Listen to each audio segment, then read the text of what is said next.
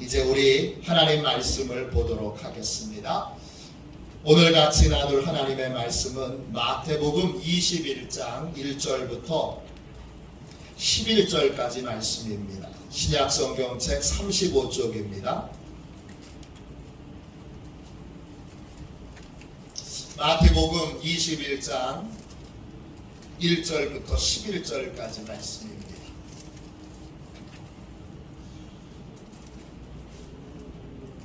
또 지난주 월요일, 화요일 이틀 동안 지금 보시다시피 조명 공사를 교회에서 했습니다. 그래서 아주 좋은 그런 조명 시스템을 저희가 갖출 수 있게 됐습니다. 그것도 알려드립니다. 마태복음 21장 1절부터 11절까지 우리 같은 목소리로 함께 귀한 말씀을 읽도록 하겠습니다. 같이 읽습니다. 그들이 예루살렘에 가까이 가서 감람산 벳바게에 이르렀을 때에 예수께서 두 제자를 보내시며 이르시되 너희는 맞은편 마을로 가라. 그리하면 곧 매인 나귀와 나귀 새끼가 함께 있는 것을 보리니 풀어 내게로 끌고 오라. 만일 누가 무슨 말을 하거든 주가 쓰시겠다 하라. 그리하면 즉시 보내리라 하시니 이는 선지자를 통하여 하신 말씀을 이루려 하심이라. 일러스되 시온의 딸에게 이르기를 내 왕이 내게 임하나니 그는 겸손하여 나귀 곧 멍에 매는 짐승의 새끼를 탔도다 하라 하였느니라. 제자들이 가서 예수께서 명하신 대로 하여 나귀와 나귀 새끼를 끌고 와서 자기들의 겉옷을 그 위에 얹음에 예수께서 그 위에 타시니 무리의 대다수는 그들의 겉옷을 길에 펴고 다른 이들은 나뭇가지를 베어 길에 펴고 앞에서 가고 뒤에서 따르는 무리가 소리 높여 이르되 호산나 다윗의 자손이여 찬송하리로다. 주의 이름으로 오시는 이여 가장 높은 곳에서 호산나 하더라. 예수께서 예루살렘에 들어가시니 온 성이 소동하여 이르되 이는 누구냐 하거늘 무리가 이르되 갈릴리 나사렛에서 나온 선지자 예수라 하니라. 아멘. 왕이 오셨다. 왕이 오셨다. 이런 제목으로 같이 은혜를 나누겠습니다. 오늘은 종려주일입니다. 종려주일은 예수님께서 예루살렘 성에 입성하신 날입니다. 우리 죄를 대신해서 십자가에 못 박혀 죽기 위해 예루살렘 성에 입성하신 날이 바로 종려주일입니다. 성경은 4개의 복음서가 있습니다. 복음서는 모두 예수님의 생애를 우리에게 알려주고 있습니다. 그런데 책마다 강조점이 다릅니다. 우리는 4개의 복음서를 통해서 예수님을 입체적으로 만날 수 있게 됩니다. 예수님이 예루살렘 성에 입성하신 이야기도 4개의 복음서가 저마다 강조점이 다릅니다. 우리는 이 4개의 복음서에 나오는 예수님의 입성, 예루살렘 성 입성 이야기를 통해서 예수님을 입체적으로 만날 수 있게 됩니다. 마가복음에서 예수님은 메시아로 예루살렘 성에 입성하십니다.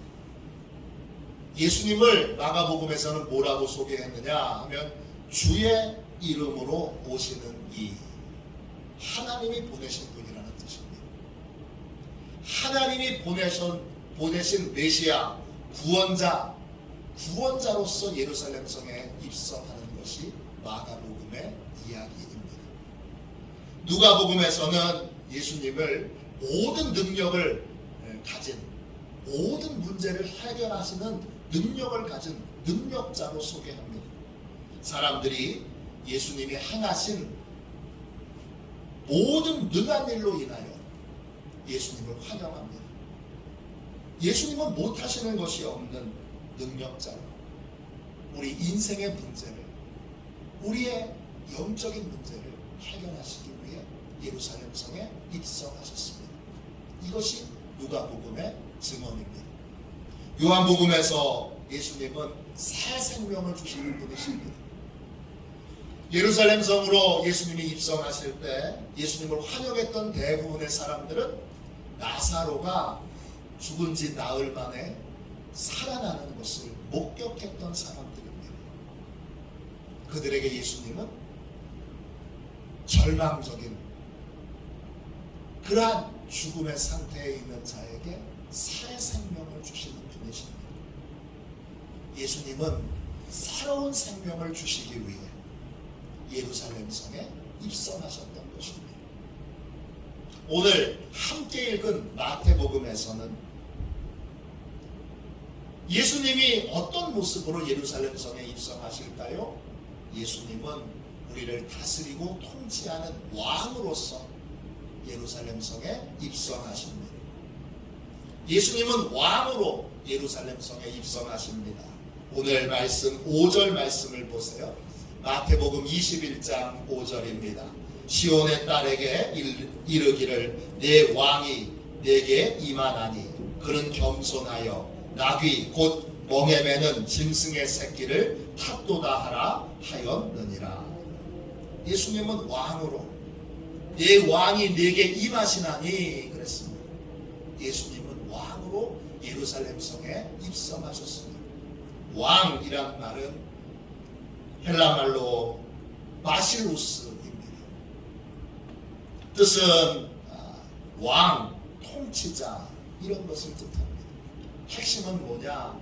핵심은 다스리시는 분입니다.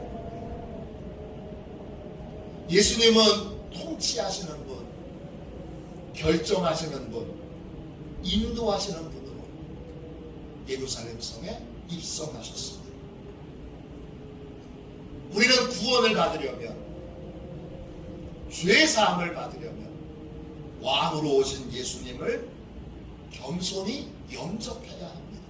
나의 왕으로, 나의 통치자로 내 인생의 모든 문제를 결정하시는 분으로, 내 삶의 모든 것을 인도하시는 분으로 예수님을 영접해야 합니다. 그래야 구원받습니다. 그래야 죄사함 받습니다. 용서받은 그리스도인들은 누구냐? 예수님께 모든 결정권을 맡긴 사람들이고 예수님의 다스림을 받는 사람들이고 예수님의 인도하심을 따르는 사람들입니다. 종려주의를 맞이하여 하나님께서 우리에게 이렇게 물으십니다.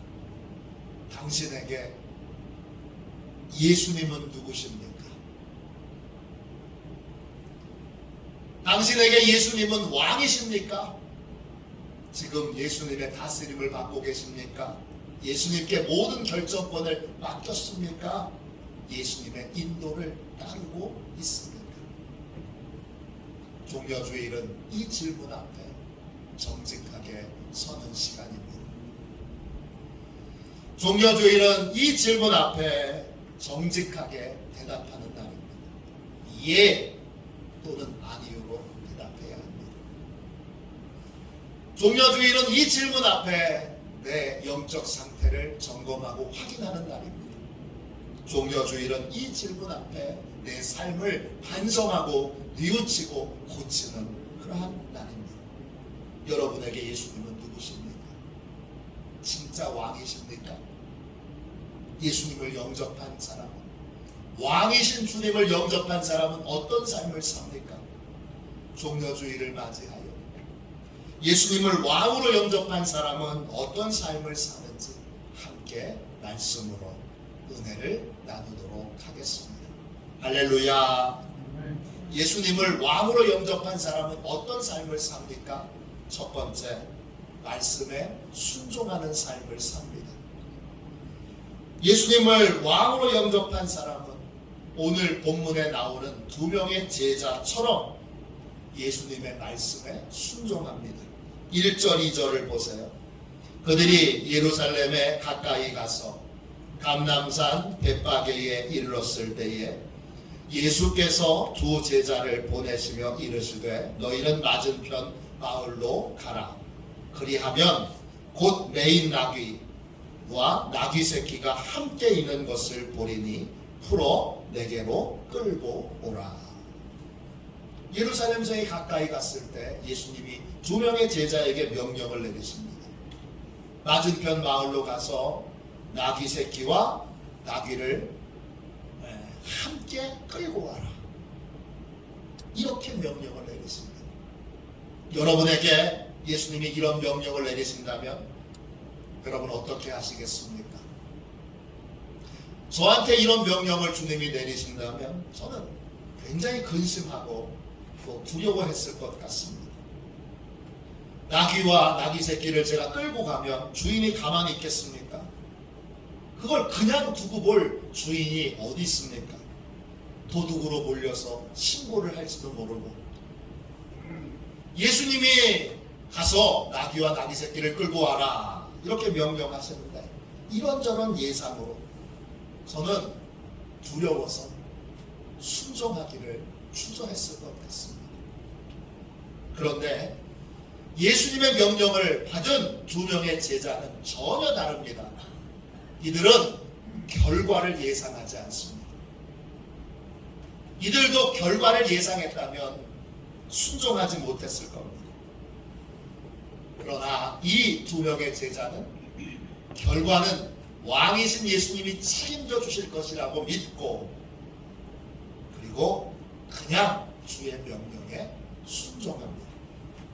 이것이 예수님을 왕으로 모신 사람의 특징입니다. 예수님을 왕으로 모신 사람은 예수님의 명령을 받을 때 결과를 예상하지 않습니다. 안 될 것 같은데? 힘들 것 같은데? 이건 좀 어려울 것 같은데? 이렇게 예상하지 않습니다. 결과는 예수님께 온전히 맡기고 그냥 순종할 뿐입니다. 한 기자가 치유 사역을 하는 목사님과 인터뷰를 하게 됐습니다. 기자가 목사님께 이렇게 묻습니다. 목사님, 병자들을 위해 기도하면 병자들이 다 낫습니까? 목사님이 대답합니다. 아닙니다. 병이 낫지 않는 환자들도 많이 있습니다. 기도로 병이 낫는 환자와 병이 낫지 않는 환자 중에 어디가 많습니까? 병이 낫지 않는 환자가 훨씬 더 많습니다. 기도해도 병이 낫지 않는 환자들이 훨씬 더 많은데 굳이 병 낫기를 위해서 기도할 필요가 있을까요? 이때 목사님이 이렇게 대답하셨습니다. 하나님께서 제게 주신 사명은 병을 낫게 하는 것이 아니라 기도해 주는 것입니다. 병을 낫게 하시는 분은 하나님이시고 제 사명은 병자를 위해서 기도해 주는 것입니다. 저는 오래전에 이 인터뷰 기사를 읽고 이 목사님이 해주신 말씀을 제 가슴에 새겼습니다. 왕으로 예수님을 모신 사람은 결과를 예상하지 않습니다. 전도하러 나아가서 전도가 될 것 같은 그러한 예상이 드는 순간은 단 한 번도 없습니다. 그래서 전도 못할 핑계는 항상 있습니다. 아유, 코로나인데 누가 전도해? 아유, 요즘 교회 오라 그러면 사람들이 미쳤어요? 그럴 텐데. 별별 생각과 별별 예상을 다 하게 됩니다. 그러나 우리는 전도하라고 명령을 받은 사람이죠. 그 영혼들을 구원하라고 그렇게 명령을 받은 사람들이 아닙니다. 구원은 하나님이 하시는 일입니다. 우리는 열심히 나아가서 복음을 전할 뿐입니다. 무엇이든지 그렇습니다. 어떤 것이든지 결과를 예상하면 순종하지 못합니다. 그러나 명령을 받은 자로 명령에 순종하기로만 하면 항상 결과를 하나님이 책임져 주십니다. 이것이 예수님을 왕으로 모신 사람의 순종의 삶입니다. 둘째, 예수님을 왕으로 영접한 사람, 예수님을 왕으로 모신 사람은 어떤 삶을 삽니까? 나의 필요보다 왕의 필요에 먼저 반응하는 삶을 삽니다. 오늘 3절 말씀 보세요. 만일 누가 무슨 말을 하거든 주가 쓰시겠다 하라. 그리하면 즉시 보내리라 하시니. 제자들이 나귀와 나귀 새끼를 끌고 오면 주인이 왜 끌고 가냐고 물을 거 아닙니까? 그러면 제자들이 이렇게 대답합니다. 주가 쓰시겠다 하라. 주인께서 쓰신다고 합니다. 여기에서 이 한마디에 나귀 주인이 나귀를 끌고 가도록 허락합니다. 이 나귀 주인도 예수님을 왕으로 모신 사람의 특징을 잘 보여줍니다. 나귀 주인은 진짜 주인이 자기가 아니라는 걸 잘 압니다. 진짜 주인은 하나님이십니다. 우리의 모든 건 다 내 것이 아니고 다 주인이 따로 있습니다. 우리 자식도 내 자식이 아니고, 내가 가지고 있는 차도 집도 내 것이 아니고 다 하나님이 잠시 쓰도록 빌려주신 것들입니다. 맡겨주신 것들입니다. 주가 쓰시겠다고 한마디의 말씀이 떨어지자, 주인이 쓰신다고 합니다. 한마디의 말이 떨어지자 나귀 주인이 그 나귀를 내어준 것처럼 우리도 나의 필요, 나귀 주인도 이 나귀를 쓰고자 하는 개인적인 계획을 다 가지고 있었을 겁니다. 그런데 나귀 주인은 자기의 필요를 주장하지 않고 왕의 필요에 먼저 반응했습니다. 이것이 예수님을 왕으로 모신 사람의 특징입니다. 여기서 기억하셔야 될 건 나의 필요보다 왕의 필요에 먼저 반응하는 것, 그건 희생적인 삶이 아닙니다. 우리는 하나님을 오해해서 하나님은 우리에게 희생만 강조하는, 희생만 강요하는 그러한 분으로 오해하기가 쉽습니다. 그러나 우리가 섬기는 왕 예수님은 절대 그런 분이 아닙니다. 예수님은 우리에게 희생만 강요하는 이기적인 왕이 아닙니다. 도리어 우리를 위해 무엇이든지 내어줄 준비가 되어 있는 분이십니다. 왕의 필요에 먼저 반응하는 것, 우리 인생을 가치 있게 의미 있게 만드는 길이고, 왕이신 예수님이 누구에게 우리의 물질을 맡길 거고, 우리 누구에게 예수님의 권세와 능력을 맡기겠습니까? 왕의 필요에 먼저 반응하는 사람입니다. 어떤 부자가 있다고 생각해 보십시오. 그에게 약 1조 원의 유산이 있습니다. 그는 여러 아들들 중에 한 아들에게 그 전 재산을 물려주려고 합니다. 여러분 같으면 어떤 아들에게 재산을 물려주겠습니까?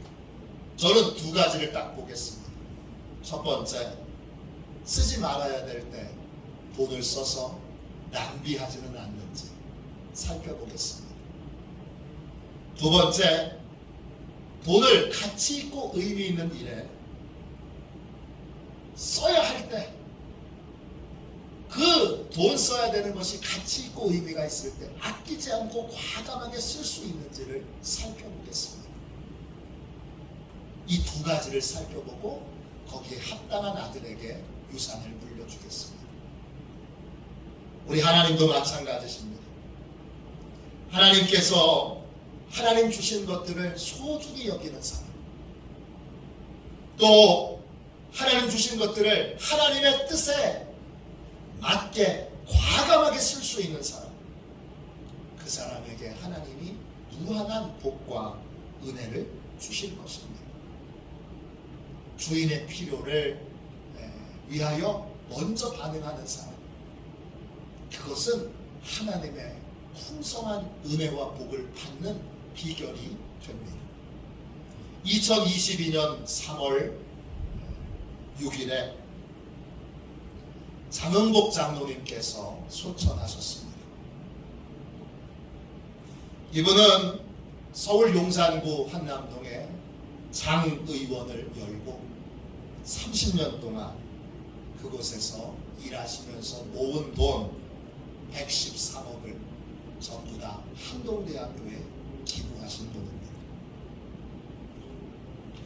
서울 서빙구에 오누리교회를 섬기시던 이 장로님은 오른손이 하는 걸 왼손이 모르게 하라.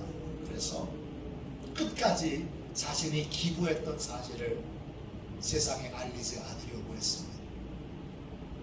이분은 1923년도 황해도에서 태어나 평양의학전문학교를 나와서 의사 생활을 하다가 한국전쟁이 일어나니까 1950년 12월에 피난을 내려왔습니다.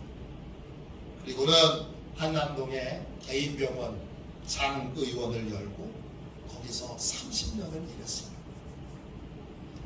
의사로 번 돈을 투자해서 재산이 100억 이상 됐는데 이분은 자기 소유의 자동차 하나 없습니다. 대중교통을 이용했고 아내인 김영선 씨가 손수 뜨개질하는 것을 아주 즐겨 입었습니다.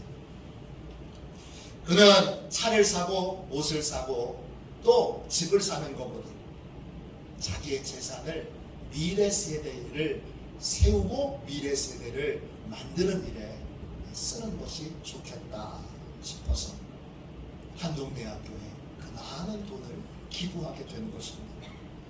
그는 한동대학교 표 배워서 남주자 이 말에 감동받고 자기 일생의 표를 배워서 남주자 이걸로 삼았습니다.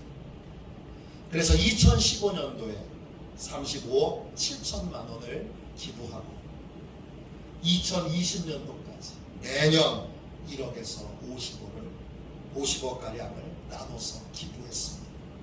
그 결과 113억의 돈을 한동대학교에 기부하게 됐습니다. 이분은 성실하게 돈을 벌고 허투루 돈을 쓰는 일이 없었습니다. 큰아들이 건국대학교 충주병원의 교수인데 아버지를 이렇게 회상합니다. 집에서 생일잔치 열어본 적 없고 거실 바닥에 카펫과 삼형제의 옷가지를 어머니께서 늘 손수 뜨개질로 만들어 주셨습니다. 한 번 산 옷은 10년 이상 입는 것이 기본이었습니다. 이렇게 벌어서 아껴서 모은 돈을 한동대학교에 전부 기부했습니다.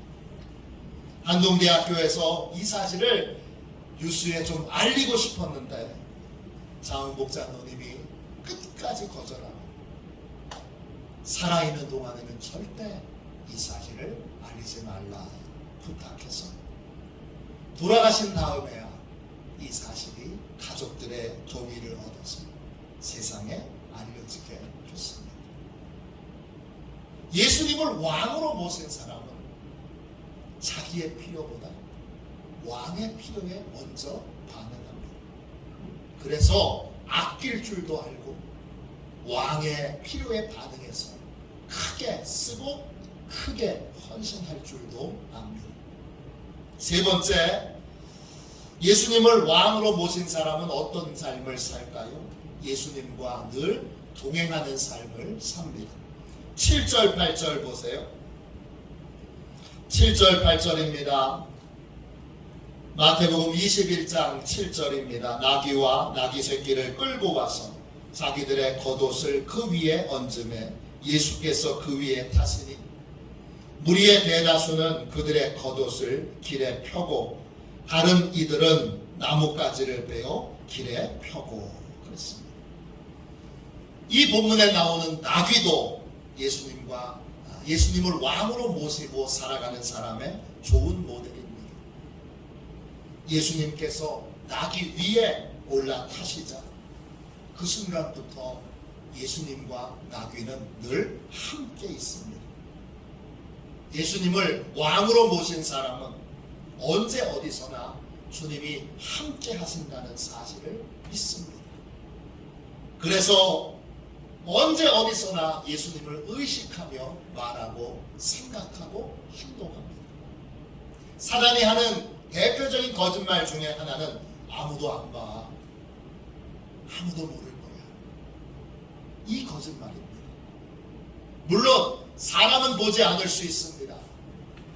그러나 우리 주님은 불꽃 같은 눈동자로 우리의 모든 것을 지켜보고 계십니다. 사람이 보지 않을 때 우리 주님은 더 주목하여 우리의 삶을 보고 계십니다.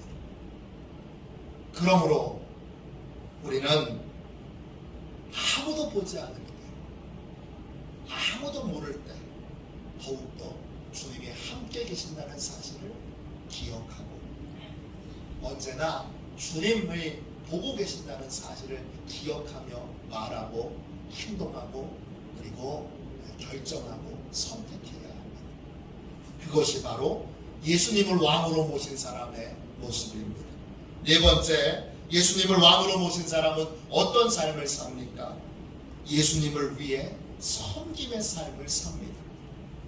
나귀는 멍에를 매는 짐승입니다. 멍에는 왕이신 예수님이 주신 사명입니다. 나귀는 그 사명이 이루어지도록 섬기는 삶을 삽니다.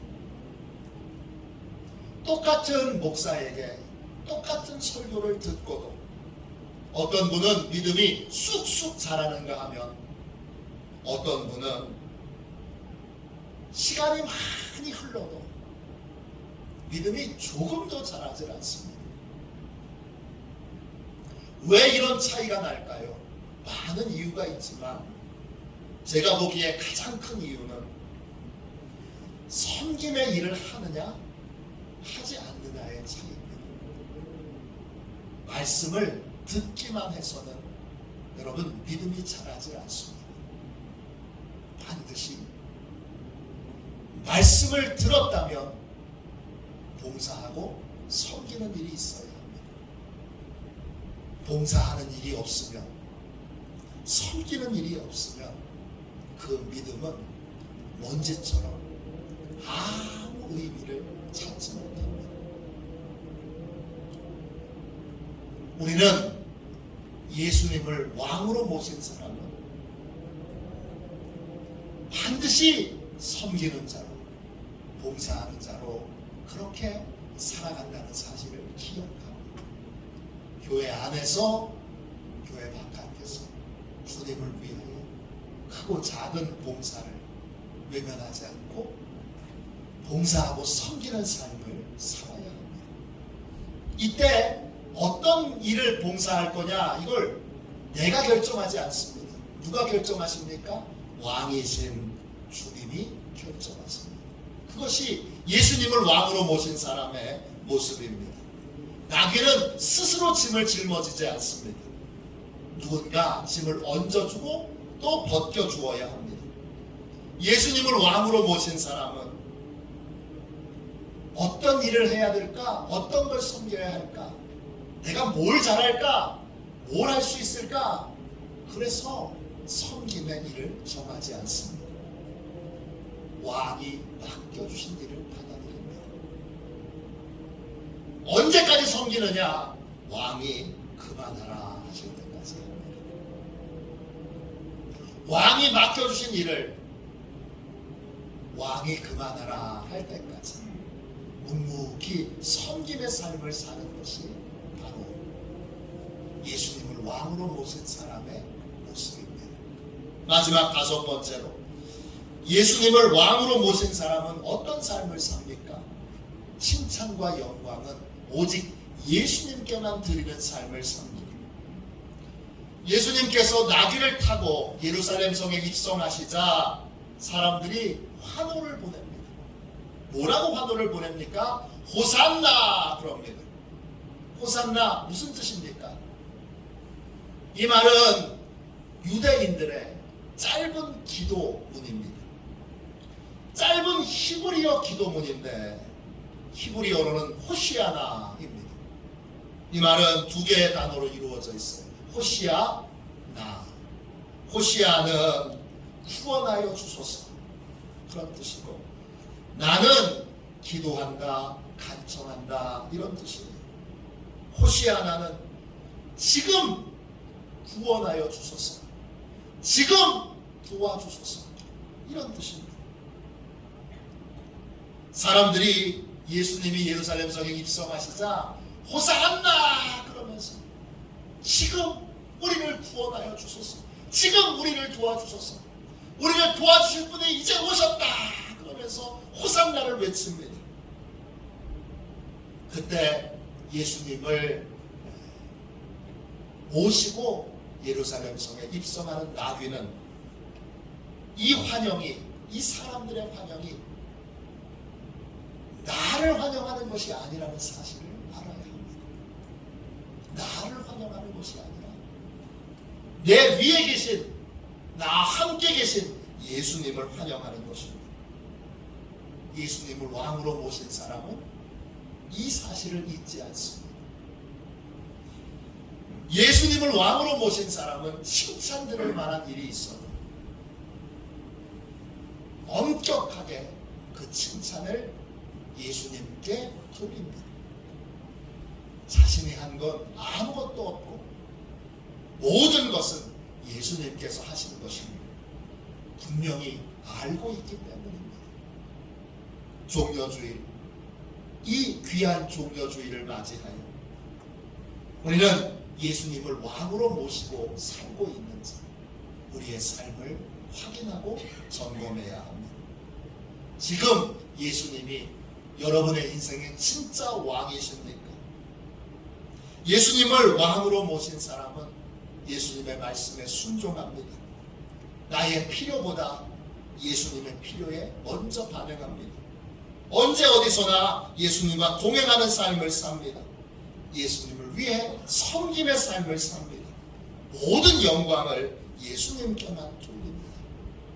지금 이런 삶을 살고 계십니까? 예수님이 지금 여러분의 삶의 진짜 왕이십니까? 예수님을 왕으로 모신 사람에게만 구원이 있습니다.